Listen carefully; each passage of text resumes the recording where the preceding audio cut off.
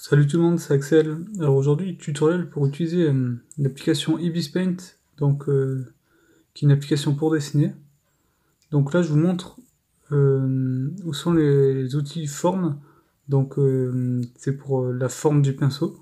Donc il y en a vraiment énormément, ce qui est très pratique. En bas, il y a les différentes épaisseurs des pinceaux. Donc en bas à gauche, c'est ce que je faisais bouger. Puis à droite, il y a l'opacité des traits, donc c'est leur transparence. Mais franchement, moi, je l'utilise pas vraiment. Je les laisse en noir, puis j'ajuste plus tard avec les calques, car on peut modifier directement dessus, c'est plus simple. Donc en haut, il y a le stabilisateur, qui est très important pour avoir des courbes le plus nettes possible, car on a souvent tendance à trembler sur tablette. Moi je le mets entre 1 et 2 en général. Après au début il me semble que j'étais plus haut, mais c'est le temps de s'habituer et à fur et à mesure je vous conseille de descendre. Donc là je fais des essais pour voir, pour vous montrer comment ça marche et la différence. Donc en bas il y a la flèche qui va vers la gauche, donc ça c'est pour faire marche arrière. Enfin, je pense que vous avez compris, mais c'est pour faire retour. Et c'est très important quand on dessine, je trouve. Souvent on fait un trait sans faire exprès ou pas correct, donc on aime bien l'effacer. Donc c'est vraiment très pratique et c'est indispensable, hein. Donc moi, pour ce tuto, j'ai décidé de vous faire un œil en style manga, car bon déjà ça fait déjà plus de vues. Ça me donne un thème et un dessin à vous présenter pour vous faire ce tutoriel. C'est parce que si genre j'ai pas de dessin à vous montrer, je vois pas comment je peux vous expliquer, c'est un peu évident. Et donc pour cet œil, je commence en brouillon, comme pour tous mes dessins quasiment. Et puis plus tard, grâce au calque, je vais vous montrer comment ça marche. Je le repasserai au propre pour faire une coloration. Donc l'œil je le fais bien à gauche parce que de base j'avais prévu d'en faire plusieurs. Et du coup finalement j'en ai pas fait plusieurs. Et cet œil là je le décalerai à droite et je le dupliquerai pour le mettre à gauche. Comme ça je vous montrerai comment on peut dupliquer un dessin pour pas le refaire si c'est un peu embêtant à faire quoi. Donc là je repasse le dessin au propre. Donc j'ai appuyé sur le plus qui est à gauche et j'ai baissé l'opacité de mon brouillon. Et je repasse tout simplement. Plus tard j'enlèverai le brouillon et il ne restera que le line au propre. Donc moi je tourne beaucoup l'image car ça m'aide à avoir des meilleures courbes. Donc je vous conseille aussi de le faire, ça peut vous aider. Donc pour tourner l'image tout simplement avec les deux doigts, comme quand on est sur notre galerie de photos. Donc en haut à droite, il y a aussi les outils, comme la règle, l'ellipse, le cercle, l'outil miroir et encore d'autres. Donc ils sont vraiment très pratiques pour faire des formes quasiment parfaites, car à la main levée c'est plutôt compliqué, donc ça aide vraiment beaucoup. Et là, je vais bientôt passer à la coloration. Alors j'utilise l'outil baguette magique, enfin pas tout le temps, mais qui est vraiment très pratique, car il sert à sélectionner une zone où on pourra faire notre coloration tranquillement, sans risquer de dépasser autour de cette zone. Donc c'est vraiment très pratique. Puis ensuite je choisis mes couleurs grâce au carré en bas. Et je choisis l'outil aérographe normal ou triangle en général pour faire des dégradés. Donc le dégradé des yeux, je l'ai fait foncer en haut. Et il faut pas hésiter à bien contraster. Vous allez voir que ce sera un peu ma petite erreur dans ce dessin, mais que je vais corriger grâce à un autre outil qui est vraiment très intéressant. Et je vais vous en parler un peu plus tard.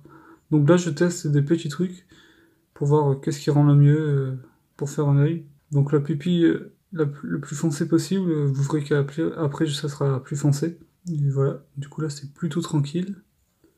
Ah oui, et aussi je ne vous l'ai pas dit, mais cette application est gratuite et disponible dans le Play Store. Je mettrai les liens dans la description. Donc vous pouvez dessiner sur votre téléphone ou sur tablette. Je conseille surtout de dessiner sur une tablette et avec un stylet de préférence, pour être bien plus précis. Alors moi, la tablette que j'utilise là, c'est une tablette Samsung 4S qui a un stylet, mais elle est plutôt chère puisqu'elle a coûté environ 700 €. Je pense que maintenant, pour beaucoup moins cher, vous pourrez avoir une tablette avec un stylet. C'est ce qui est le plus important, je trouve. J'ai pas vraiment cherché, mais je pense que vous pouvez trouver ça assez facilement sur internet ou même en magasin. Donc pour les yeux, il faut pas trop oublier de mettre les reflets, qui sont très importants. Moi j'en mets souvent un gros en haut et un plus petit en bas. J'en mets que deux en général, après vous pouvez en mettre plus. Ce n'est qu'un détail. Après pour leur forme, je fais des ronds, mais vous pouvez faire des carrés, des ovales. Vous pouvez même le faire dépasser de l'œil en lui-même, de l'iris. Puis après bon, il y a plusieurs styles d'œil. Par exemple avec les traits comme je fais là. Mais en vrai c'est bien, mais ils sont quand même bien plus longs à faire. Moi je me suis pas attardé dessus, j'ai tout enlevé. Et donc après je crée un autre calque et je vais faire comment dire, le blanc de l'œil, car il n'est pas vraiment blanc, il est plutôt gris, avec des dégradés. Les dégradés servent juste à donner du volume en fait à l'œil, puisqu'un œil c'est quand même plutôt rond, hein. Donc voilà, pour ça du coup je fais un aplat de gris à la zone que je vais vouloir colorier, enfin coloriser. Puis je réutilise l'outil baguette magique et l'outil forme en aérographe avec une couleur de gris plus foncé et que je fais un dégradé. Donc voilà. Bon, moi j'ai pas fait la peau, et voilà. Puis ensuite, l'outil très très important que je vous ai parlé tout à l'heure, c'est l'outil filtre qui va servir à régler votre dessin un peu surtout si vous voulez régler les couleurs, les flous, les styles, bon c'est tout écrit en bas. Mais donc régler les couleurs c'est très important. Pendant là je règle la luminosité et les contrastes. Il faut faire attention à pas trop en abuser, car le rendu peut être trop fort et donc sans dégradé, ce qui gêne au rendu final. C'est à vous de décider ce qui vous convient le mieux en fait. Il n'y a pas vraiment de technique secrète. Donc moi j'ai bien augmenté la luminosité. Donc moi j'ai beaucoup augmenté les contrastes et un peu la luminosité pour avoir un meilleur rendu. J'ai fait pareil pour le blanc de l'œil. Donc le résultat est satisfaisant pour moi. Donc ensuite je prends l'outil lasso. J'entoure mon œil, enfin l'œil en dessin. Et je vais en haut dans le carré. Je fais copier et coller et je le mets à côté, tout simplement. Donc quand vous le mettez à côté, pour qu'il soit en miroir, il faut passer le carré de l'autre côté. J'espère que vous comprendrez.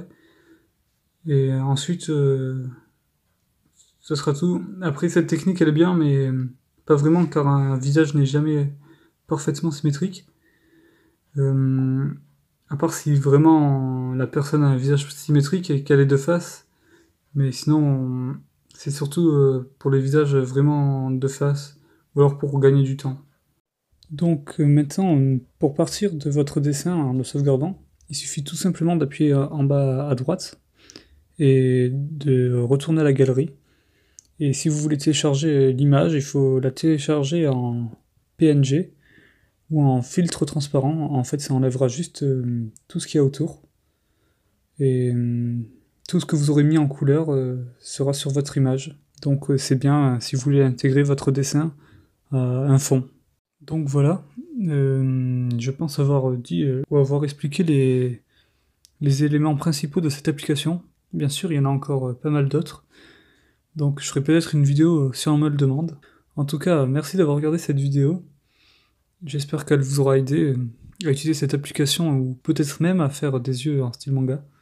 Et je vous dis à la prochaine dans une future vidéo. Allez, ciao!